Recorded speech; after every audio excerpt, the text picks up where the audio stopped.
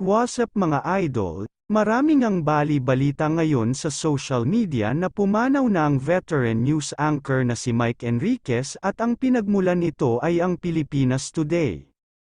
Matatandaan nga natin nangyari na din ito sa kanya noong nag-leave siya sa pagbabalita dahil sa kanyang kalusugan, at kumalat din na siya ay pumanaw ngunit nakabalik din siya sa pagbabalita.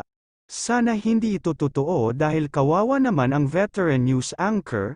Hintayin na lang natin ang update ng malalaking media news, dahil wala pang kupirmadong nanggaling sa kanila.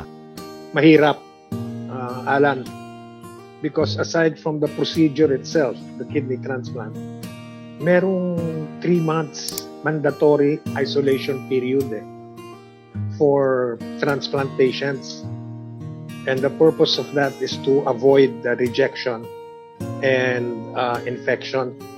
Kasi yung mga kidney transplant patients, immunocompromised sila eh. Tapos, tulad ko, may mga comorbidities pa ako, senior citizen, diabetic, etc. etc. Ang ma-share ko lang sa mga dadaan sa pinagdaanan ko is keep the faith.